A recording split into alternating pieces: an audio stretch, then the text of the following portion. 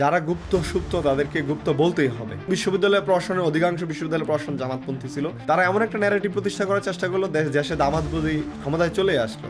স্বৈরাচার শেখ হাসিনা তারেক রহমানকে ভয় পেতেন বলেই আদালতের মাধ্যমে তার সমস্ত বক্তব্য সোশ্যাল মিডিয়াতে বা বিভিন্ন মিডিয়াতে বন্ধ করে দিয়েছিল। সবসময় আমরা স্লোগান দিই, তারেক রহমান বীরের বেশে আসবে ফিরে বাংলাদেশে, মিছিলেও প্রেম হোক, কেটে যাক দ্রোহ, তুমি সাজো ব্যারিকেড, আমি বিদ্রোহ।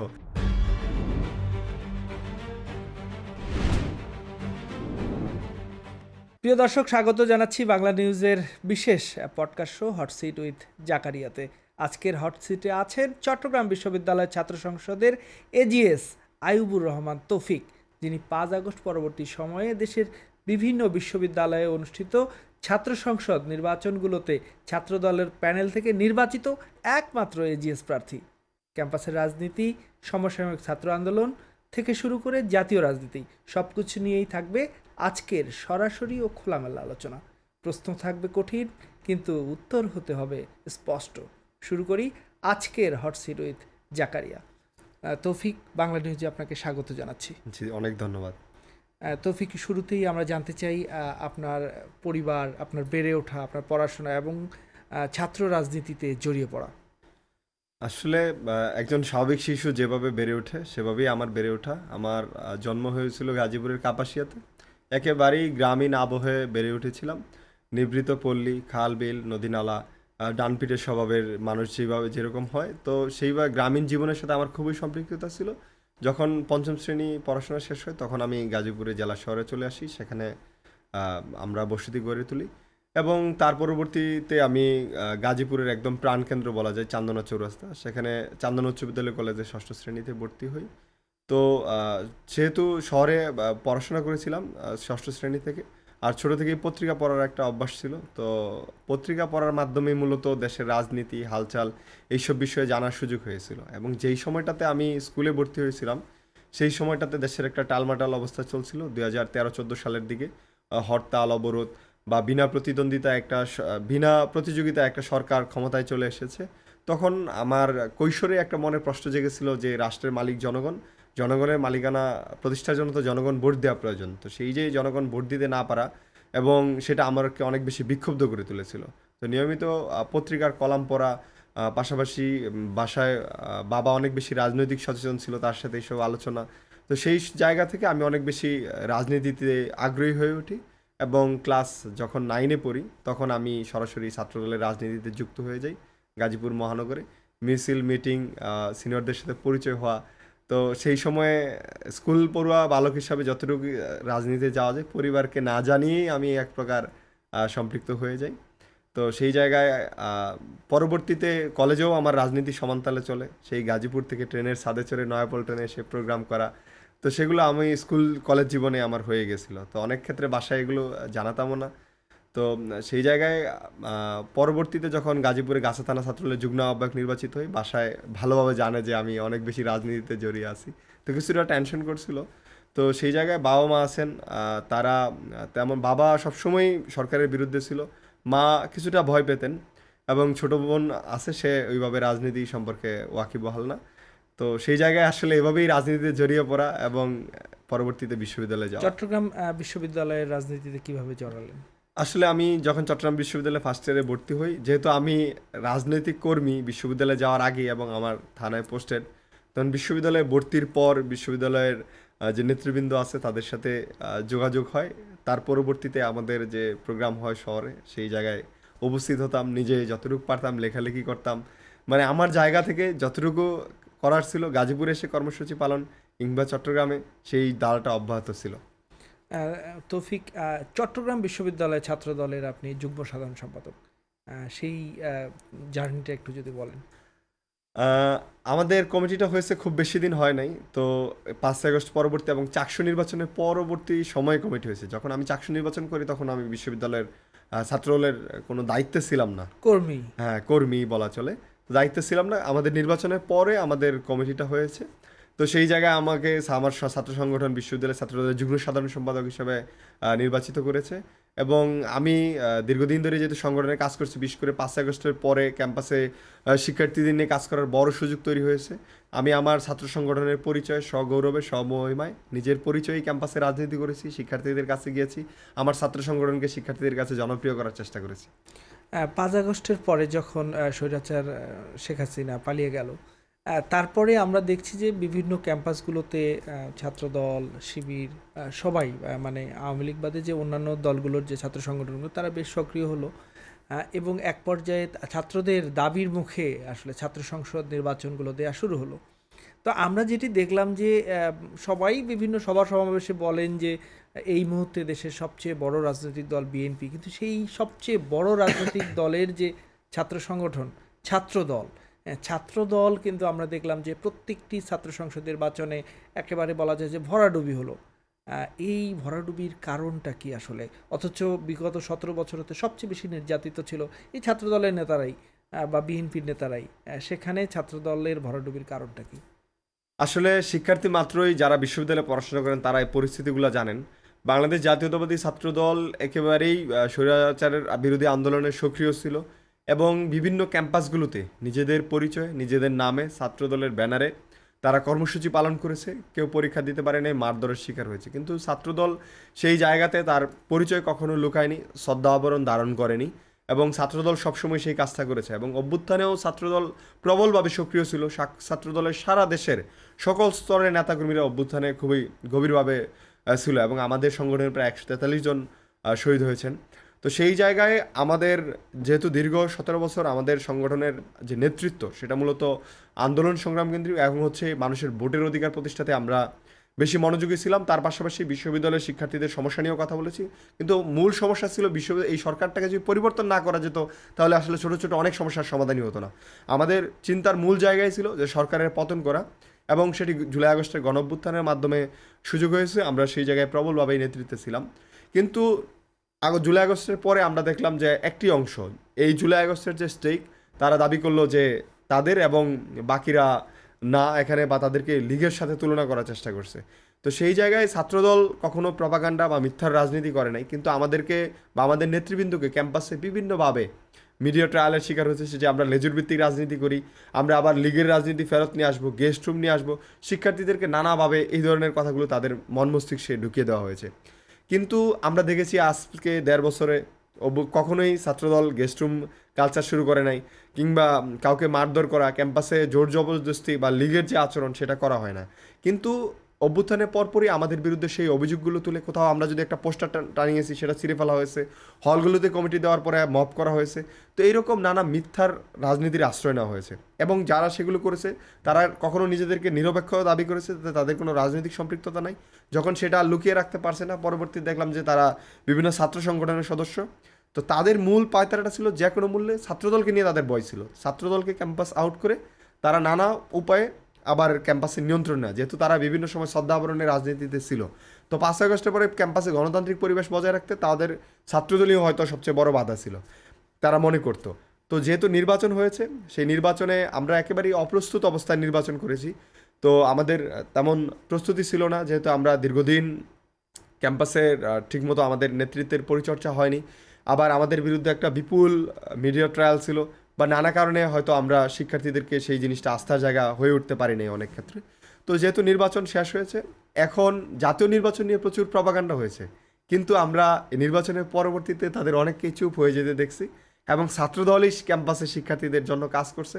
তো তাদের যে অবস্থা বা যেই ছাত্র সংসদ নির্বাচন করছে সেখানে কারচুপিও হয়েছে অনেক ক্ষেত্রে, সাময়িকভাবে তারা লাভবান হয়েছে বা সাময়িকভাবে হলেও, কিন্তু দীর্ঘমেয়াদী রাজনীতিতে ছাত্রদলই টিকে থাকবে। বরঞ্চ তারা হয়তো সাময়িক মিথ্যা বা অনেক রাজনীতিতে ফায়দা লুটেছে, কিন্তু সামনে এটা টিকবে না এবং টিকছে না। রাজনীতির দেখবেন যে ছাত্র সংসদ নির্বাচনের পরবর্তী তাদের যে নেতৃত্ব এসেছে সেগুলো অজনপ্রিয় হয়ে পড়েছে।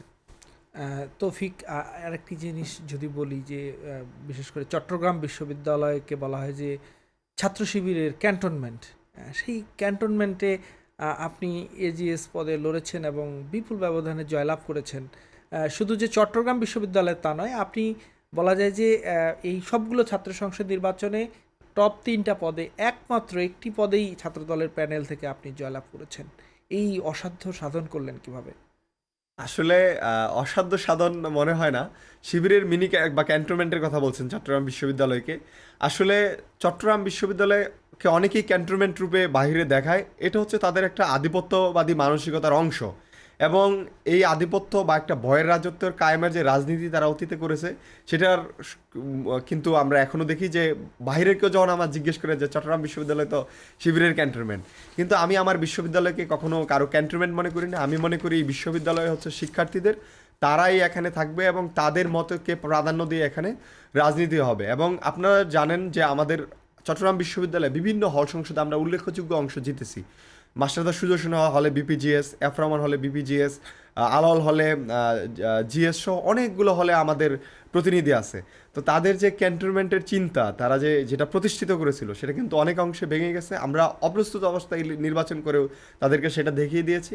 এবং সামনে যদি নির্বাচন হয়, তো সেই জায়গায় যে আধিপত্যবাদী মনোভাব এবং ক্যান্টনমেন্ট হিসাবে প্রতিষ্ঠার জায়গা, সেটা থাকবে না। আর আমার নির্বাচিত হওয়ার যে ব্যাপারটা, আমি মনে করি যে মানুষের ভালোবাসা বা আস্থা ছাড়া আসলে কোনো কিছুই সম্ভব হয় না। আমি ক্যাম্পাসে শিক্ষার্থীদের আস্থার জায়গা হয়ে উঠতে পেরেছিলাম এবং তাদেরকে সেই জিনিসটা বুঝাতে সক্ষম হয়েছিলাম। শুধু যদি আস্থার জায়গা তা না, দীর্ঘদিন ক্যাম্পাসে আমার যে কার্যক্রম বা আমার সংগঠনের কার্যক্রম, সেটার মাধ্যমে আমি শিক্ষার্থীদের সেই ভরসার জায়গাটা হয়ে উঠতে পেরেছিলাম বলেই মানুষের ভালোবাসার বিনিময়ে নির্বাচিত হয়েছি।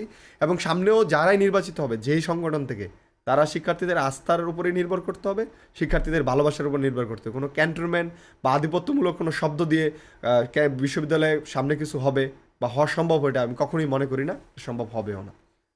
চাকসু বা হওয়ার অনেকটা সময় আসলে পেরিয়ে গেছে। আপনি সেখানে এজিএস, তবে আপনার ভিপিজিএস শিবিরের, সেখানে আসলে ছাত্রদের জন্য আপনারা কতটুকু কাজ করতে পেরেছেন, বা চকসুকে আপনি কতটুকু সফল বলবেন? দেখেন, আমি নির্বাচিত হওয়ার আগেই বলেছিলাম যে এই নির্বাচনটা শুধুমাত্র শিক্ষার্থীদের নির্বাচন। আমার ছাত্র সংগঠন আমাকে মনোনীত করেছে, কিন্তু শিক্ষার্থীরা আমাকে নির্বাচিত করবে। এবং আমার ছাত্র সংগঠন আমাকে শিক্ষার্থীদের জন্য ছেড়ে দিয়েছে, তাদের জন্য কাজ করার জন্য। তো সেই আশ্বাস দিয়ে যখন নির্বাচিত হলাম এবং সেই জায়গায় ভিন্ন মতের কিছু প্যানেলের বাকি সবাই প্রায় আমার ভিন্ন মতের, তো আমরা সবসময় চিন্তা করেছিলাম যে আমাদের স্বার্থ যদি এক হয়, যে শিক্ষার্থীদের কল্যাণে কাজ করব, তাহলে এই জায়গায় ভিন্নমত হওয়ার সুযোগ ছিল না। কিন্তু নানা সময় আমরা দেখলাম যে আমার প্যানেলের যারা ছিল, তাদের অনেকেই অসহযোগিতা কিংবা মিথ্যার আশ্রয় নেওয়া এবং এই ধরনের রাজনীতিটা করে গেছে এবং শিক্ষার্থীদের সামনে সেটা প্রতীয়মান হয়েছে। তারা ছাত্র শিবিরের টাকায় ক্যাম্পাসে খেলা দেখাচ্ছে, কিন্তু চাকসুর নাম দেওয়া হয়েছে। কিন্তু পরবর্তীতে দেখা গেল যে এটার ফান্ডিং তারা করছে, কিন্তু সেটা শিক্ষার্থীর সামনে প্রকাশ করছে না। তারা বললো যে তারা রাজনৈতিক সংগঠনের সাথে সম্পৃক্ত না, কিন্তু শিশির মনিরকে ক্যাম্পাসে নিয়ে এসে বিভিন্ন তারা প্রোগ্রাম করাচ্ছে। তো এরকম নানা সময় তারা ছলনা মিথ্যার আশ্রয় নিয়েছে, সেটা শিক্ষার্থীর সাথে এসেছে। তো সেই জায়গায় আমি বিরোধিতা করেছি এবং মুক্তিযুদ্ধের 14ই ডিসেম্বর শহীদ বুদ্ধিজীবীদের নিয়ে কটূক্তি করেছে চট্টগ্রাম বিশ্ববিদ্যালয়ের প্রবিসি। একদম একদম যখন কটূক্তি করেছে, চাকসুর গঠনতন্ত্রে লেখা ছিল যে মুক্তিযুদ্ধ এবং গণতান্ত্রিক আন্দোলনের প্রতি আস্থা, এরকম কথা লেখা ছিল। কিন্তু আমি আমার গঠনতন্ত্রের প্রতি সম্মান জানিয়ে সেটা প্রতিবাদ করেছি এবং বিজয় দিবসের প্রোগ্রাম থেকে আমি ওয়ার্কআউট করে চলে এসেছি। হ্যাঁ, আপনি সে সময় এইরকম একটি ভিডিও কিন্তু হ্যাঁ, social এরকম media আমি viral হয়। চলে এসেছি। কিন্তু দেখা গেল যে ভিন্ন প্যানেল থেকে যারা নির্বাচিত হয়েছে, তারা প্রশাসনকে শেল্টার দিয়েছে এবং ওই প্রবিসির যে বক্তব্য, তার পক্ষেই সম্মতি উৎপাদন করেছে। কিন্তু তারা তো শিক্ষার্থীদের প্রতিনিধি, শিক্ষার্থীরা যে প্রবিসি মানসিকতা, কি বলেছিল আসলে? প্রবিসি বলেছিল যে পাকিস্তানি হানাদার বাহিনী বুদ্ধিজীবীদেরকে হত্যা করেনি, বুদ্ধিজীবীদেরকে হত্যা তারা করেনি, এটা হয়তো ভারতীয় একটা চক্রান্ত। কারণ তারা সেই সময় পাকিস্তানিরা পালিয়ে চলে যাবে, তো সেই সময়ে তারা বুদ্ধিজীবীদেরকে হত্যা করতে পারে না। তো মানে হচ্ছে তারা পাকিস্তানিদেরকে দায়মুক্তি দেওয়া হয়েছে। কিন্তু আমরা পাকিস্তানি যে লেখকদের আয়ুব খান বা অন্যান্য যারা ছিল, তারা কিন্তু স্বীকারোক্তি দিয়েছেন যে তারা এই ঘটনা হয়েছে এবং বিভিন্ন বইতেও আছে। হ্যাঁ, তো পাকিস্তানিরা স্বীকার করছে, কিন্তু চট্টগ্রাম বিশ্ববিদ্যালয়ের একটা প্রভিসির পদে বসে থেকে জামাতপন্থী একজন শিক্ষক সেটা অস্বীকার করছে এবং তিনি ভারতকে দোষারোপ করছে। তো এটা আমাদের মুক্তিযুদ্ধের ইতিহাস বিকৃতি এবং সেই জায়গায় আমি ডাল হয়ে দাঁড়িয়েছি, কথা বলেছি। কিন্তু দেখা গেছে যে প্যানেলে যারা নির্বাচিত হয়েছে শিক্ষার্থীদেরকে ম্যান্ডেট দিয়ে বা শপথ নিয়েছে, তারা সেই জায়গায় সেটা যথাযথভাবে রক্ষা করতে পারেনি। এবং অনেক ক্ষেত্রে আমরা শিক্ষার্থীদের জন্য সেমিনার বা অন্যান্য কিছু আয়োজন হয়েছে, কিন্তু মূল যে দাবি আবাসন, শাটলের ভালো ব্যবস্থা করা এবং মৌলিক যে সমস্যা, সেগুলো এখনও আমরা সমাধান করতে পারছি না। তবে অচিরেই যেহেতু নতুন সরকার নির্বাচিত হয়েছে, আমি আমি ছাত্র সংগঠনের নেতা হিসাবে আমি চেষ্টা করব জনগণের যে সরকার, সেই সরকারের কাছ থেকে আমার বিশ্ববিদ্যালয়ের জন্য সেগুলো বাকি সময়ের মধ্যে আদায় করে দেওয়ার জন্য। তৌফিক, শিবির অর্থাৎ আপনাদের এই মুহূর্তে যারা রাজনৈতিক প্রতিপক্ষ তারা সবসময় বলে এবং বিভিন্ন বক্তব্যে বলে যে আপনারা ছাত্রলীগ হয়ে ওঠার চেষ্টা করবেন না, কিংবা তারা বলে যে ছাত্রলীগের পথেই হাঁটছে ছাত্র দল। এই কথাটি আসলে কতটুকু সত্যি? আপনারা কি সত্যি সত্যি মানে ছাত্রলীগ হয়ে ওঠার চেষ্টা করছেন কিনা? আসলে দেখেন, এটা একটা হাস্যকর কথা তারা বলে যে আমরা ছাত্রলীগ হয়ে উঠছি। যারা বলে তারা নিজেরাই ছাত্রলীগ ছিল। হ্যাঁ, আমরা তো ছাত্রলীগ ছিলাম না কখনো। আমরা ছাত্রদলের পরিচয় ছিলাম, ছাত্র দলের কার্যক্রমই পরিচালনা করছি। কিন্তু তারা ছাত্রলীগ ছিল, তারা ছাত্রলীগের হয়ে মিছিল দিয়েছে, জয় বাংলা বলেছে, জয় বঙ্গবন্ধু বলেছে, কখনো শেখ হাসিনাকে ক্ষমতায় আনার জন্য তারা কাজ করেছে। বিভিন্ন বিশ্ববিদ্যালয়ে তারা ছাত্রলীগ সেজে শিক্ষার্থীদের টর্চার করেছে এবং 5ই আগস্টের পরে তাদের মানে ভিন্ন একটা আবরণ দেখা গেছে। তো যারা নিজেরাই ছাত্রলীগ ছিল, নিজেরাই ছাত্রলীগ করতো এবং ছাত্রলীগের রাজনীতিকে বৈধতা দিয়েছে, তারা যদি এখন বলে যে আমরা ছাত্রলীগ হয়ে উঠবো, এটা শিক্ষার্থীদের একটা ভয়ভীতি দেখানো বা একটা মিথ্যা রাজনীতি প্রতিষ্ঠা করার চেষ্টা, এবং তারা সবসময় এরকম মিথ্যা ন্যারেটিভ প্রচারের চেষ্টা করে, সেটারই একটা অংশ। তবে যেহেতু বলছে এই যে সরকার ক্ষমতায় এসেছে আজকে 21 দিন, কোনো জায়গায় ক্যাম্পাসে কোনো ছাত্রদল দখল করেছে, আমি কোনো শিক্ষার্থীকে বা অন্য কাউকে ভয়ভীতি দেখিয়েছি, আমার সংগঠন দেখিয়েছে? কখনোই না। বরং আমরা সবসময় বিশ্বাস করি ক্যাম্পাসে গণতান্ত্রিক পরিবেশ বজায় রাখবে। যেমন জিয়াউর রহমান যে বহুদলীয় গণতন্ত্রের রাজনীতি প্রতিষ্ঠা করে গেছেন, আমরা বহুদলীয় গণতন্ত্রের রাজনীতি বিশ্বাসী। ক্যাম্পাসে সকল মতের চর্চা থাকবে, শিক্ষার্থীরা যাকে পছন্দ করে তাদেরকেই বেছে নেবে, তাদের সাথেই যোগ দেবে। আমরা আমাদের মিছিল মিটিংয়ে আসার জন্য কাউকে জবরদস্তি করছি না এবং ভবিষ্যতেও করবো না। শিক্ষার্থীরা ভালোবেসে যদি পছন্দ করে তাহলে আসবে। তো তারা যেটা বলে ছাত্রলীগ হয়ে উঠবে, একেবারেই মিথ্যার রাজনীতি। আরেকটি অভিযোগ আছে যে আপনারা যখন বিরোধী দলে ছিলেন বা যখন শেখ হাসিনা সরকার ক্ষমতায় ছিল, তখন আমরা দেখেছি বিভিন্ন ক্যাম্পাসগুলোতে শিবির কিংবা ছাত্রদল বলে ট্যাগ দিয়ে নির্যাতনের ঘটনা ঘটেছে। বর্তমানে বিএনপির পক্ষ থেকেও গুপ্ত বলা হচ্ছে একটি ছাত্র সংগঠনকে, বা এই যে ট্যাগিং, এটাকে আপনি কিভাবে দেখছেন? দেখেন, যারা গুপ্ত সুপ্ত তাদেরকে গুপ্ত বলতেই হবে। আমরা সত্যের রাজনীতি করি। যারা নিজেদের পরিচয় লুকিয়ে রাখে, আপনি দেখবেন যে রাজশাহী বিশ্ববিদ্যালয়ে একজন বিপি প্রার্থী ছিল, তিনি নিজেকে নিরপেক্ষ শিক্ষার্থী দাবি করলো, কিন্তু আমরা দেখলাম যে এই নির্বাচনের পরে সে শিবিরের সদস্য। বিপুল পরিমাণ শিক্ষার্থী, রাজশাহী বিশ্ববিদ্যালয়ের শিক্ষার্থীদের সাথে সে প্রতারণা করেছে। সে বিপি প্রার্থী ছিল এবং প্রতারণা করেছে এবং প্রচারণা চালায়নি। তো এরকম বিভিন্ন জায়গায় যে প্রতারণা করেছে, তারা গুপ্ত থেকেছে 5ই আগস্টের পরেও, সেটা কিন্তু এখনও প্রমাণিত হচ্ছে। তো সেই জায়গায় গুপ্তকে গুপ্ত বলা কোনো অপরাধ না। আর আমরা কারো উপর মব করছি কিংবা ভায়োলেন্স করছি গুপ্ত বলে, বিষয়টা তা না। দেখবেন যে বিভিন্ন জায়গায় যত ধরনের মব হচ্ছে সেগুলোই তারাই করছে। তারাই বিভিন্ন ট্যাগিং করে মানুষের উপর হামলা করছে। ঢাকা বিশ্ববিদ্যালয়ে দেখেন কিছুদিন আগে একটা ছেলেকে হামলা করা হয়েছে।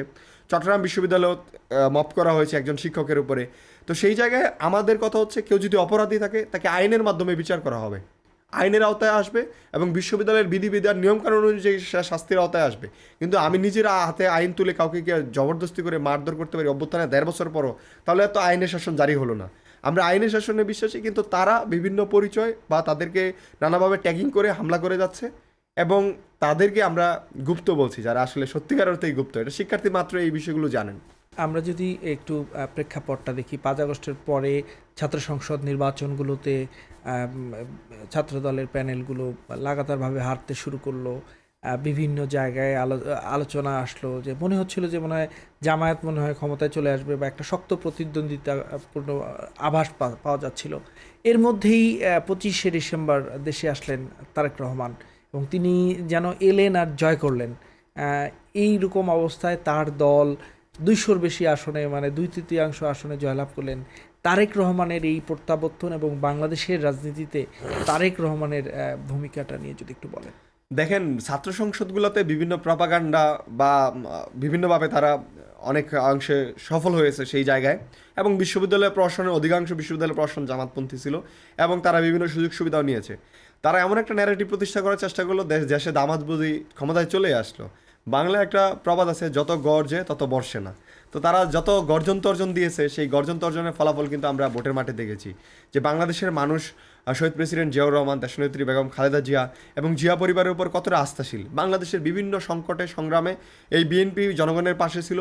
মারকে হামলা গুম খুনের শিকার হয়ে বিএনপি পাশে ছিল, কিন্তু বিপরীতে তাদেরকে কিন্তু আমরা সেইভাবে জনগণের পাশে পাইনি এবং জনগণ তাদেরকে কোনোদিন ক্ষমতায় আনে নাই এবং ভবিষ্যতে কোনোদিন আনবে বলেও বাংলাদেশের জনগণ বিশ্বাস করে না। কারণ বাংলাদেশ রাষ্ট্রের সৃষ্টির সময় তারা বিশ্বাসঘাতকতা করেছে, জনগণের বিপক্ষে অবস্থান নিয়েছে। তো ইতিহাসের প্রতিটি বাকবদলে যাদের অবস্থান জনগণের বিপক্ষে, তারা জনগণের ম্যান্ডেট নিয়ে ক্ষমতায় আসবে সেটা কখনোই বিশ্বাস করি না। জনাব তারেক রহমান 25শে ডিসেম্বর দেশে এসেছেন। আসলে এই ক্ষেত্রটা দীর্ঘদিন ধরে তৈরি হয়েছিল। স্বৈরাচার শেখ হাসিনা তারেক রহমানকে ভয় পেতেন বলেই আদালতের মাধ্যমে তার সমস্ত বক্তব্য সোশ্যাল মিডিয়াতে বা বিভিন্ন মিডিয়াতে বন্ধ করে দিয়েছিল। তো সেই জায়গায় স্বৈরাচার শেখ হাসিনাও কিন্তু তাকে ভয় পেত, কারণ সে জনগণের আস্থার জায়গা হয়ে উঠতে পেরেছিল। দেশে নানা কারণে আসতে পারেন, একটা দীর্ঘ সময় পরে আসতে হয়েছিল, কিন্তু তিনি কিন্তু 5 আগস্টের সময়ও যখন হিন্দু বাড়িতে হামলা হচ্ছিল, মন্দিরে হামলা হচ্ছিল, তার নির্দেশে আমরা নেতাকর্মীরা মন্দির পাহারা দিয়েছি, বিভিন্ন কাজ করছি। তিনি দেশের বাইরে থাকলেও দেশ থেকে কখনোই বিচ্ছিন্ন ছিল না। তার প্রতি সেকেন্ড প্রতি বিন্দু সব সময় তিনি দেশে জড়িয়েছিলেন এবং দেশে আসার পরে তিনি কিন্তু প্রথম দেশের মাটিতে জুতো খুলে দেশের মাটিটা ছুঁয়েছেন। তো সেই যে দেশের প্রতি তার যে মমত্ব, যে টান, সেটা আমরা দেখেছি এবং ফ্যাসিস্ট সরকার তাকে সেটা থেকে বঞ্চিত রেখেছিল এবং জনগণও উন্মুখ হয়ে আছিল তাকে নেতৃত্বের জায়গায় নেওয়ার জন্য, তাকে সেই জায়গায় নেওয়ার জন্য। এবং তিনি এসে কখনোই কিন্তু প্রতিহিংসা, ঘৃণা কিংবা মিথ্যার রাজনীতি করেনি। এই দেশকে নিয়ে তার যে পরিকল্পনা, দেশকে কীভাবে এগিয়ে নিয়ে যাওয়া যায়, এই যে আমরা এত পিছিয়ে গিয়েছি, লুটপাট হয়েছে, সেটাকে কীভাবে এগিয়ে নেওয়া যায়, তিনি সেই চিন্তাটা করেছেন এবং বলেছেন কি, আই হ্যাভ এ প্ল্যান। এই প্ল্যানের বাস্তবায়ন কিন্তু আমরা দেখেছি। তো সেই জায়গায় এলেন, দেখলেন, জয় করলেন, ব্যাপারটা অল্প সময় মনে হলেও সেটার একটা দীর্ঘ ক্ষেত্র অনেক দিন থেকেই তৈরি হয়েছিল এবং সেটাকে প্রতিষ্ঠা করার জন্য বাংলাদেশ জাতীয়তাবাদী দলের নেতাকর্মীরা দীর্ঘদিন রাজপথে সংগ্রাম করেছে, এই দেশের মানুষ তাদের সাথে সংগ্রাম করেছে। জুলাই আগস্টে গণ অভ্যুত্থানের মাধ্যমে স্বৈরাচারকে হটিয়ে একটি গণতান্ত্রিক সরকার প্রতিষ্ঠার জন্য আমরা অপেক্ষায় ছিলাম, সেটাই পূর্ণায়নই আমরা এখন দেখতে পেয়েছি। তৌফিক, তারেক রহমানের বেশ কিছু পরিকল্পনা ইতিমধ্যেই কিন্তু আলোর মুখ দেখেছে। আমি যদি মোটা দাগে বলি যে খাল খনন কর্মসূচি শুরু হয়ে গেছে, পাশাপাশি গতকাল ফ্যামিলি কার্ড বিতরণ করেছে প্রায় 37,500 পরিবারের মধ্যে তিনি ফ্যামিলি কার্ড বিতরণ করেছেন। এগুলো নিয়েও কিন্তু প্রতিপক্ষরা নানা ধরনের কথা বলতো, কিন্তু তারেক রহমান তার কথা রাখলেন। একেবারেই 1 মাসও হয়নি ক্ষমতা গ্রহণের, দায়িত্ব গ্রহণের মধ্যেই তার বেশ কিছু ভিশনারি প্ল্যান কিন্তু সাকসেস হচ্ছে। এই বিষয়টিকে কিভাবে দেখছেন? অনেকেই অনেক ধরনের কথা বলেছিল ফ্যামিলি কার্ড নিয়ে, 2500 টাকা নিয়ে। সেখানে যেন কালকের বিশেষ করে সোশ্যাল মিডিয়ায় যখন আমরা স্ক্রল করছিলাম, আমরা বিভিন্ন ভিডিওগুলো দেখছিলাম যে মানুষের যে কান্না, মানুষের যে স্তুতি, কৃতজ্ঞতাবোধ, এই বিষয়গুলোকে কিভাবে দেখবেন? দেখেন, জিয়া পরিবারের একটা লিগেসি আছে, তারা সবসময় কথা রাখে। শহীদ প্রেসিডেন্ট জিয়াউর রহমান, দেশনেত্রী বেগম খালেদা জিয়া এবং বর্তমানে তারেক রহমান, আমরা সবসময় দেখেছি যে তারা কথা রেখেছেন। দেশনেত্রী বলেছেন যে এই দেশের বাইরে তার কোনো ঠিকানা নেই, তিনি কিন্তু দেশের বাইরের কোনো ঠিকানা কখনোই বেছে নেননি। তো সেই জায়গায় আমরা যদি দেখি যে জনাব তারেক রহমান যে প্রতিশ্রুতি দিয়েছেন জনমানুষকে নির্বাচনের আগে, সেটা কিন্তু তিনি পূরণ করছেন এবং তিনি কিন্তু কোনো বিশোদ্গার কিংবা অন্য কিছুতে লিপ্ত হন নাই। কিন্তু বিরোধীরা যারা এটাকে ভুয়া বলেছে, রাখ তোদের ফ্যামিলি কার্ড, এই কথা বলেছে, আমরা দেখেছি তাদের কিন্তু কোনো প্রপার প্ল্যান ছিল না জনগণকে নিয়ে।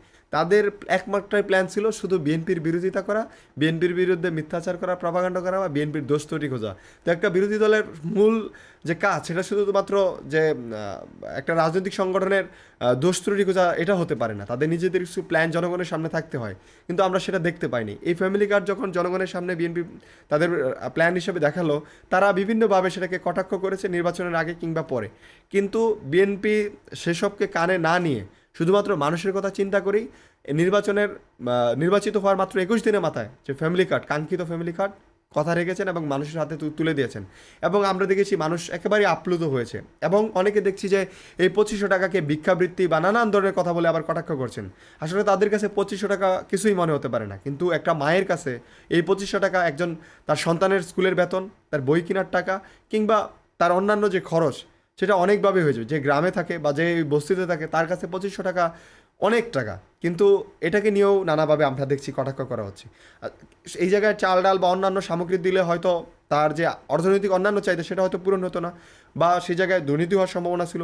এবং সরকার কিন্তু সেখানে কোনো রাজনৈতিক মানুষকে জনকেও যুক্ত করে নেই যেন কোনো সমালোচনা না হয়। তো সেই জায়গায় বিএনপি জনগণের আস্থার জায়গা হয়ে উঠছে এবং সামনেও খাল খনন কর্মসূচির কথা আসছে। 22,000 কিলোমিটারের মতো খাল খনন হবে এই 16 মার্চ, সেটার উদ্বোধন হবে এবং দেশব্যাপী 4 বছর মেয়াদি সেটা চলমান থাকবে। তো বিএনপি যেই প্রতিশ্রুতি দিয়েছে একদম শুরু থেকেই তা বাস্তবায়ন শুরু করছে। শনিবার এসে অফিস করছেন তারেক রহমান, পায়ে হেঁটে যাচ্ছেন। মানে মূল কথা হচ্ছে জনগণের সরকার বলতে বাংলাদেশের মানুষ যেটা কখনো দেখে নাই, জনগণের সরকার যেটা কথা সেটা এখন বিএনপির মাধ্যমে আমরা দেখাচ্ছি, বা তারেক রহমান সেটা হচ্ছে দেখাচ্ছেন। তৌফিক, আপনারা দীর্ঘদিন রাজপথে আন্দোলন করেছেন, তারেক রহমান ফিরবে বীরের বেশে বাংলাদেশে, এরকম স্লোগান আপনারা দিয়েছেন। সেই তারেক রহমানকে আমরা দেখেছি যে গাজীপুরের সমাবেশে আপনি তার খুব কাছাকাছি গিয়েছিলেন, মঞ্চে আপনাকে তিনি ডেকেছিলেন। এই তারেক রহমানের সাথে কাছাকাছি যাওয়া, কথোপকথন, এটিকে কিভাবে দেখছেন? আসলে সবসময় আমরা স্লোগান দিই তারেক রহমান বীরের বেশে আসবে ফিরে বাংলাদেশে। তো আমার কখনো ক্ষুদ্র রাজনৈতিক কর্মী হিসাবে ওনার সাথে কথা বলার সুযোগ হয় নাই।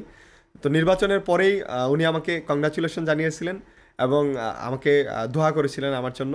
তো আমি উনি যখন দেশে আসলেন গাজীপুরে, তো আমি প্রত্যাশা করি নাই যে আসলে দেখা হবে। তো উনি নিজে থেকেই আমাকে ডাকলেন এবং কাছে বসালেন এবং আমার সাথে কথা বললেন। সেটা আমার আসলে একটা স্বপ্নের মুহূর্তের মতো ছিল। এবং বাংলাদেশ জাতীয়তাবাদী দল যারা করেন, যারা দীর্ঘ সময় রাজপথে আছেন, তারা জানেন যে আমরা যাকে ঘিরে আমাদের আগামীর বাংলাদেশের স্বপ্ন দেখছি, তার কাছ থেকে কিছু পরামর্শ পাওয়া, দিক নির্দেশনা পাওয়া, সেটা আসলে আমাদের মতো ক্ষুদ্র রাজনৈতিক কর্মীর জন্য অনেক কিছু। তো সেই জায়গায় তিনি ডাকলেন এবং স্নেহসুলভ আচরণ করলেন। বিভিন্ন বিষয়ে ওনার সাথে আমার কথা হয়েছে। তো সেটা আমাকে অনেক বেশি অনুপ্রাণিত করেছে এবং আমার আরও বেশি মনে হয়েছে যে না, আমি আমার সর্বস্ব দিয়ে দেশের জনগণের সাথে কাজ করা, শিক্ষার্থীর জন্য কাজ করা, পাশাপাশি ওনার যে মিশন ভিশন, ওনার যে প্ল্যান, সেটা বাস্তবায়নে আমাকে আরও অনেক বেশি কাজ করতে হবে। ওনার সাথে দেখা হওয়ার পরে আমার দায়িত্বের জায়গাটা আরও অনেক বেশি অনুভূতি হয়েছে আর কি। তৌফিক, আমরা দেখেছি বিভিন্ন সময় আপনি ক্যাম্পাসে একেবারেই সাধারণ শিক্ষার্থীদের সাথে মিশে যাওয়া, সংস্কৃতির সাথে গানেও মনে হয় আমরা আপনাকে দেখেছি। আপনি কি গান করেন কিনা? না, আমি আসলে গান করি না। আমি মূলত ক্যাম্পাসে বুদ্ধিবৃত্তিক চর্চা করতাম, বই পড়তাম, বা শিক্ষার্থীদের বই পড়া বা বুদ্ধিবৃত্তিক চর্চার দিকে একটু বেশি ঝোঁক ছিল।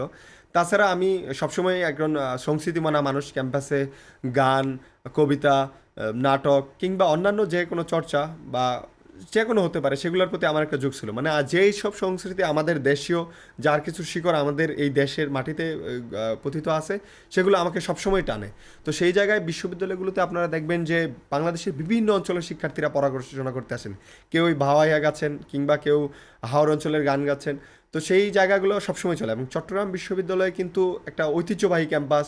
শাটল ট্রেনে শিক্ষার্থীরা ফেরার পথে গান, স্টেশনে গান, এবং এটা সবসময় চলে। তো শিক্ষার্থীদের প্রতিনিধি হিসাবে আমি শিক্ষার্থীরা যে জিনিসগুলোকে পছন্দ করে, আমিও চেষ্টা করি যে তাদের সেই কাজগুলোর সাথে থাকা এবং সেগুলোকে একটু উৎসাহিত করা, কিংবা তাদেরকে যদি আরও ছড়িয়ে দেওয়া যায়, সেটা আমার জন্য একটা বড় পাওয়ার বিষয় হতে পারে।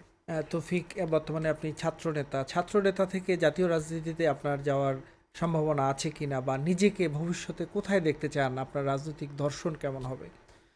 আসলে দেখেন, আমি এই দেশের তরুণ হিসাবে কিংবা আমার জন্ম গ্রামে হওয়ার সুবাদে আমি সবসময় মানুষের প্রতি দায়িত্ব অনুভব করেছি।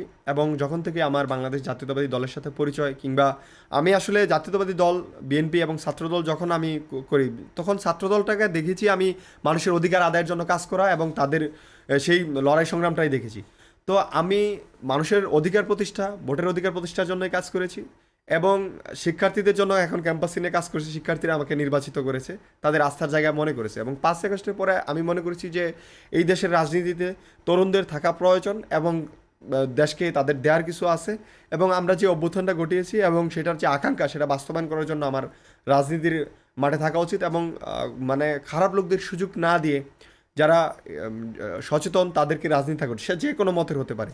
তো সেই জায়গায় দায়িত্ব অনুভব করে আমার অনেক সুযোগ থাকা সত্ত্বেও আমি রাজনীতিতে এসেছি। এবং ভবিষ্যতে কোথায় যাব সেটা আমি এখনও বলতে পারছি না। আমাকে রাজনীতি করতেই হবে সেটা আমি মনে করি না। রাজনীতি ছাড়াও নানাভাবে দেশের কল্যাণে, মানুষের কল্যাণে কাজ করা যায়। সেটা শিক্ষকতা হতে পারে কিংবা অন্য যে কোনো পেশা হতে পারে। যে কোনো পেশায় নিজেকে যুক্ত করতে পারি, যেটা আমার ভালো লাগে। তো সেই জায়গায় আমি আপাতত আমার যে ছাত্রদল, সেই ছাত্রদলের রাজনীতিটা শেষ করতে চাই। শিক্ষার্থীদের জন্য আমি মনে করি যে আর অনেক কাজ করার আছে। সেই জায়গাটা যদি পূর্ণ করতে পারি, যদি সুযোগ থাকে, তাহলে হয়তো ভবিষ্যতে সেটা সময়ই বলে দিবে আসলে আমি কোন জায়গায় যাব। কিন্তু আপাতত আমার যে কাজ, সেটা আমি খুব ভালোভাবে করতে চাই। আপাততের কাজ, বর্তমানের যে কাজটা সেটাই হয়তো আমার ভবিষ্যতের যে পথ নির্দেশক কোথায় যাব সেটা নির্দেশ করে দিবে। তৌফিক, আপনি বেশ কিছু প্রতিশ্রুতি দিয়েছিলেন চকসু নির্বাচনের আগে, যেটি আপনাকে এজিএস পদে নির্বাচিত হতে সহায়তা করেছে। তো সেই প্রতিশ্রুতির দিকে আপনি কতটুকু যেতে পেরেছেন এখন পর্যন্ত?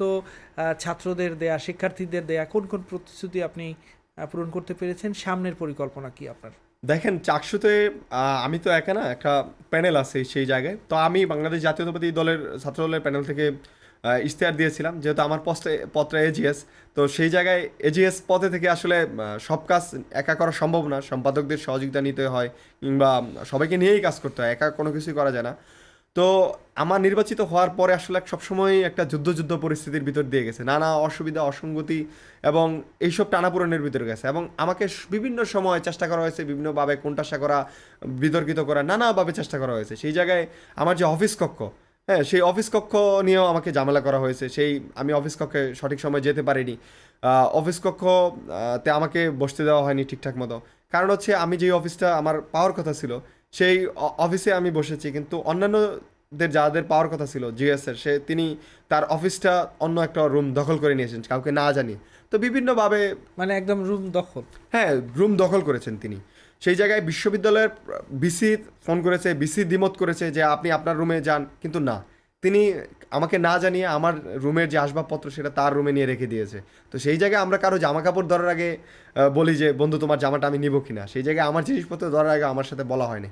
তো নানাভাবে, বিভিন্নভাবে একটা মানসিক দূরত্ব হয়েছে অনেক ক্ষেত্রে।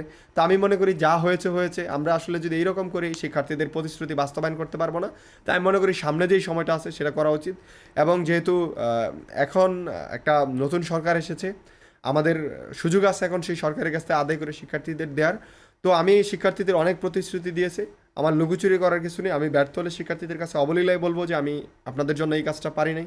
আর সামনে যেই সময়টা আছে সেই সময়টাতে আমি আমার বাকি প্রতিশ্রুতি পূরণের চেষ্টা করব। তার পাশাপাশি যে কোনো শিক্ষার্থী যখন আমার কাছে যেই কোনো সমস্যা নিয়ে এসেছে, আমি তার সমস্যার সমাধান করেছি। কেউ একাডেমিক সমস্যা কিংবা তার অন্য যে কোনো সমস্যা, আমি সবসময় ক্যাম্পাসে আসি, শিক্ষার্থী ফোন দিলে যাচ্ছি, সমাধান করে দিচ্ছি। মানে সবসময় যে আমাকে একটা পানির ফিল্টার দিয়ে কিংবা একটা সেলাই মেশিন দিয়ে কিংবা অনেক কিছু দিয়ে শিক্ষার্থীদের পাশে থাকতে হবে, সেটা আমি মনে করি না। শিক্ষার্থীদের সাথে থেকে তার সমস্যাটা সমাধান করে দেওয়া, অভয় দেওয়া, বিভিন্ন ক্ষেত্রে তার সমস্যার গুলোর দিকে এগিয়ে আসা, এইটা একটা বড় জায়গা হতে পারে ছাত্রদের প্রতিনিধি হিসাবে। এবং বিভিন্ন মিটিং আমি ছাত্রদের পক্ষে কথা বলেছি এবং সেগুলো আদায় করার চেষ্টা করেছি। সবসময় যে বিভিন্ন ওয়েলফেয়ার কাজ করেই তাদের পাশে থাকা হয় সেটা আমি বিশ্বাস করি না। আমি মনে করি যে শিক্ষার্থীদের দাবি, তাদের যে চিন্তা, সেটার সাথে থাকাও একটা বড় কিছু। তৌফিক, আমরা অতীতে যেটা দেখেছি যে ছাত্র রাজনীতিতে আমরা কি হয়, পাওয়ার পার্টির দলগুলো অন্য ছাত্র সংগঠনের দলের ছাত্র সংগঠনগুলোকে ক্যাম্পাসে ভিড়তে দেয় না। আপনারাও এরকম নির্যাতনের শিকার হয়েছেন। আমরা দেখেছি যে ছাত্র দলের নেতাকর্মীরা হয়তো ফুল দিতে গেছে শিক্ষার্থীদের, সেখানে তাদের উপর মারধর করা হয়েছে। শিবিরকে তো ওইভাবে মাথাচাড়াই দিতে দেওয়া হয়নি। তো আপনারা এখন ক্ষমতায়, বিএনপি এখন ক্ষমতায়, বিএনপি আসলে কেমন ধরনের ছাত্র রাজনীতি করতে চায়? ক্যাম্পাসগুলোতে সহাবস্থান থাকবে কিনা, বা এখনকার পরিস্থিতি কি? দেখেন, এই অভ্যুত্থানের পরে 1.5 বছরে ছাত্রদল সহাবস্থানের পরিবেশ নষ্ট করেনি, বরঞ্চ ছাত্রদল বিভিন্নভাবে প্রপাগান্ডার শিকার হয়েছে। ছাত্রদল পোস্টারিং করতে গেলে সেটা এখানে বাধা দেওয়া হয়েছে, ছাত্রদলের কমিটিতে বাধা হয়েছে, ছাত্রদলের নেতাদের সাথে বিভিন্নভাবে মব করে বা বিভিন্নভাবে তাদেরকে টর্চার করার চেষ্টা করা হয়েছে, ছাত্রদলের নারী নেত্রীদেরকে বুলিং করা হয়েছে।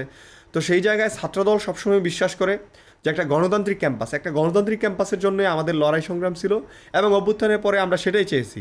তো সেই জায়গায় যাদেরকে শিক্ষার্থীরা প্রত্যাখ্যাত করেছে, শিক্ষার্থীরা তাড়িয়ে দিয়েছে, তাদের ব্যাপারে তো আমাদের কিছু বলার নাই। সেটা তো আমরা কাউকে ক্যাম্পাস থেকে বের করি নাই, শিক্ষার্থীরা অনেককে বের করে দিয়েছে জুলাই আগস্টের অভ্যুত্থানের মাধ্যমে। আরেকটা বিষয় হচ্ছে শিক্ষার্থীরা কাদেরকে, তাদের যেহেতু ছাত্র সংসদ কার্যকর আছে, সামনেও গণতান্ত্রিক পরিবেশ ক্যাম্পাসগুলোতে বজায় রাখবে। তো আমরা যেহেতু ছাত্রদল শিক্ষার্থীদের অধিকার নিয়ে কাজ করে, সেই জায়গায় আমাদের ফার্স্ট প্রায়োরিটি হচ্ছে শিক্ষার্থীদের মতামত, তাদের পালস। শিক্ষার্থীদের বিরুদ্ধে যায় এরকম কোনো কার্যক্রম আমরা কখনোই করব না। বরঞ্চ শিক্ষার পরিবেশ যেন সুন্দর মতো বজায় রাখা যায়, শিক্ষার্থীদের হলে যেন সিট পায়, কটেজে থাকতে না হয়, কিংবা প্রতিটি ক্যাম্পাসে শিক্ষার্থীদের যে মৌলিক সুবিধাগুলো পাওয়ার কথা ছিল রাষ্ট্রের কাছ থেকে, বিশ্ববিদ্যালয়ের কাছ থেকে, সেগুলো আমরা আদায় করে দেওয়া, সেই কাজটা আমরা করব। তো সবগুলো ছাত্র সংগঠনের লক্ষ্য উদ্দেশ্য সেটাই হওয়া উচিত। শিক্ষার্থীরা যাদেরকে ভালো মনে করবে, যাদেরকে ভীষণ ভালো লাগবে, তাদের কাছে যাবে। সেই জায়গায় জবরদস্তি করে কোনো কিছু অর্জন করা যায় সেটা আমি বিশ্বাস করি না, এবং ছাত্রদল জবরদস্তিমূলক কোনো কিছুই করবে না, এবং শিক্ষার্থীদের জন্য কাজ করবে, সেটা তাদের প্রতিশ্রুতি, শিক্ষার্থীদের মতামত, সেটাকে গুরুত্ব দিয়েই। ছাত্র দলের নেতারা কি শুধু এই মিছিল মিটিংই করে, তাদের জীবনে কি কখনো প্রেম আসে না? আসলে এটা মজার প্রশ্ন করেছেন। দেখেন, ছাত্রদল কিংবা অন্য কোনো ছাত্র সংগঠনের প্রেম করাতে বিধিনিষেধ আছে এরকম আমার জানা নাই। তো প্রেম একটা যার যার ব্যক্তিগত জীবনে প্রেম আসতেই পারে, এবং আমরা বিভিন্ন রাজনৈতিক ব্যক্তিদের জীবনে কিংবা কবিদের জীবনে কিংবা যে কোনো শিক্ষার্থীর জীবনে প্রেম আসতে অনেক দেখি। কিন্তু কথাও আছে যে মিছিলেও প্রেম হ্যাঁ, মিছিলেও প্রেম হোক, কেটে যাক দ্রোহ, তুমি সাজো ব্যারিকেড, আমি বিদ্রোহ। জি, তো এরকম আছে। তো সেই জায়গায় প্রেম। আপনার জীবনেও কি এরকম কোনো সুন্দর সময় এসেছে? না, বিশ্ববিদ্যালয় জীবনে আমার আসলে এইরকম কোনো অভিজ্ঞতা নাই, এবং আসলে আমি সেটা একান্তই নিজের ব্যক্তিগত অনুভূতি। সবসময় যে মানে প্রেম করতেই হবে বা প্রেমে সম্পৃক্ত থাকতেই হবে বিষয়টা তা না। সেটা একান্ত নিজে একাকেও প্রেম করা যায়, একাকেও অনেক কিছু চিন্তা করা যায়। তো সেটা যার যার আসলে ব্যক্তিগত অনুভূতি বা সেটার জায়গা থেকে। তো আমার আসলে সেরকম কোনো। আচ্ছা, তৌফিক, আমরা শেষ করবার আগে একটু আপনি যেহেতু ছাত্রদের প্রতিনিধি, ছাত্র বন্ধুদের উদ্দেশ্যে আপনার কিছু বলার আছে কিনা? আমার শিক্ষার্থীদের উদ্দেশ্যে অনেক কিছুই বলার আছে, এবং আমার শিক্ষার্থীদের কাছে প্রত্যাশারও আছে। আমি সবসময় মনে করি যে বিশ্ববিদ্যালয়ের শিক্ষার্থী মাত্রই তিনি খুবই সচেতন হবেন, এবং মানে রাষ্ট্রীয় সম্পদ ব্যবহারের প্রতি সচেতন হবেন, এবং মিথ্যা প্রপাগান্ডা রাজনীতি কখনোই প্রশ্রয় দিবেন না। এবং আমরা সবসময় অন্যের উপর দায় চাপিয়ে দেওয়ার চেষ্টা করি যে সে করবে। আমি মনে করি আমরা সবাই দায়িত্বশীল নাগরিক, আমরা সবার উপরে দায়িত্ব আছে। আমার উপর যে দায়িত্ব এটা আমি পালন করব, আপনাদের উপর যে দায়িত্ব সেটা পালন করবেন। এবং ক্যাম্পাসে আমরা কারো 500-1000 টাকা কিছু বিশেষ সুবিধা নিয়ে কখনো তাদের পক্ষে অবস্থান নিব না। নিজেদের নৈতিক জায়গার অবস্থানটা ধরে রেখে, এবং কখনো চাকরি পাওয়ার লোভে কোনো ছাত্র সংগঠনে যোগ দিব না, কিংবা কোনো সুবিধা পাওয়ার লোভে কোনো ছাত্র সংগঠনে যোগ দিব না। আমরা ক্যাম্পাসে নিজেদের ইথিক্স, নিজেদের শির দ্বারা বজায় রেখেই যেন প্রত্যেকটা শিক্ষার্থী সবসময় কাজ করে, এবং ক্যাম্পাসগুলোতে যেন সেই ধারাবাহিকতা বজায় রাখে, সেটার জন্য কাজ করা। মূল কথা হচ্ছে দেশের স্বাধীনতা, সার্বভৌমত্ব এবং বাংলাদেশপন্থী, এবং বাংলাদেশকে ধারণ করে যেন প্রত্যেক শিক্ষার্থী কাজ করে, এটা আমার প্রত্যাশা থাকবে। এবং আমিও শিক্ষার্থীদের প্রতিনিধি হিসাবে সেই জিনিসটাই ছড়িয়ে দেওয়ার চেষ্টা করব। মূল কথা হচ্ছে ছাত্র নেতা বা শিক্ষার্থীদের প্রতিনিধি এবং শিক্ষার্থীদের মেলবন্ধন সবসময় ভালো থাকবে। আমরা ভুল করলে তারা সমালোচনা করবে, পথ দেখিয়ে দেবে, এইটাই স্বাভাবিক। এবং আমি মনে করি যে সবসময় তাদের সাথে আমাদের সেই সৌহার্দ্যপূর্ণ সম্পর্কটাই থাকবে। তো ক্যাম্পাসগুলোতে যেন সেই সুন্দর পরিবেশটা বজায় থাকে, এবং কখনো যেন ভয়ের রাজনীতি না থাকে। ক্যাম্পাসগুলোতে গবেষণা, সহশিক্ষামূলক কার্যক্রম সব কিছু যেন সুন্দর মতো করতে পারি, সেই জায়গাতে তারাও কাজ করবে, আমরাও কাজ করব, এবং সেই জিনিসটা যেন বজায় থাকে, সেটাই আমাদের প্রত্যাশা থাকবে। এবং বাংলাদেশের প্রতিটি ক্যাম্পাস বিশ্বমানের ক্যাম্পাস হয়ে উঠবে। মারামারি, হানাহানি কিংবা নেতিবাচক খবরের বাহিরে যেন সত্যিকার অর্থে এই দেশের বিশ্ববিদ্যালয়গুলো বিশ্ববিদ্যালয় হয়ে ওঠে, সেই প্রত্যাশাই আমাদের সবার থাকবে। তৌফিক, আমরা জেনেছি যে খুব শীঘ্রই হয়তোবা ছাত্র দলের কেন্দ্রীয় কমিটি গঠন হবে, এমন একটি আভাস কিন্তু রাজনৈতিক মহলে রয়েছে। নিজেকে কি কেন্দ্রীয় কমিটিতে দেখতে চান কিনা? আসলে দেখেন, আমি রাজনীতি করি, আমরা আসলে শুধুমাত্র কমিটির জন্য বা দায়িত্বের জন্য বিষয়টা তা না। আমি আমার কাজটা করে যাচ্ছি আমার সংগঠনের জন্য, আমার ক্যাম্পাসে বা অন্যান্য জায়গায় যেই সুযোগটা আছে। তো সেই জায়গায় আমাদের যে ছাত্র সংগঠনের সাংগঠনিক অভিভাবক জনাব তারেক রহমান, তিনি সিদ্ধান্ত নেবেন যে আমাদের সংগঠনে কারা নেতৃত্বের জায়গায় আসতে পারেন এবং কারা সেই জায়গায় কাজ করতে পারেন। সেখানে আমাদের অনেক অগ্রজ ভাই আছেন, তারা প্রতিনিয়ত কাজ করেন, এবং ছাত্রদলের প্রত্যেকটা ক্যাম্পাসে অনেক ছাত্রনেতারা কাজ করছেন, ঢাকা বিশ্ববিদ্যালয়, অন্যান্য বিশ্ববিদ্যালয়। তো সেই জায়গা থেকে সাংগঠনিক অভিভাবক যাকে মনে করবেন যেন সত্যিকার অর্থে তিনি কাজ করতে পারেন, তাকে দায়িত্ব দেবে, এবং তার নেতৃত্ব মেনেই আমরা কাজ করবে। যোগ্য মানুষ অনেকেই আছে, এবং সেই জায়গায় হয়তো কয়েকজন শীর্ষ দায়িত্ব পাবেন। আমরা অনেকেই সেখানে যোগ্য থাকবেন, কিন্তু হয়তো দায়িত্বটা পাবেন না, কিন্তু তাদের সেই নেতৃত্বটা মেনেই আমাদের কাজ করতে হবে। আমাদের মূল উদ্দেশ্য হচ্ছে শিক্ষার্থীদের মাধ্যমে আমাদের ছাত্র সংগঠনটা জনপ্রিয় করা এবং তাদের কাছে নিয়ে যাওয়া। সেই জায়গায় শুধুমাত্র কমিটিকেই একমাত্র অবলম্বন মনে করি না, এবং সেটার আমি মনে করি যে কাজ করে গেলে সেটার ফলাফল অবশ্যই আসে, এবং সাংগঠনিক অভিভাবক সবার সেই জিনিসটা দেখেন।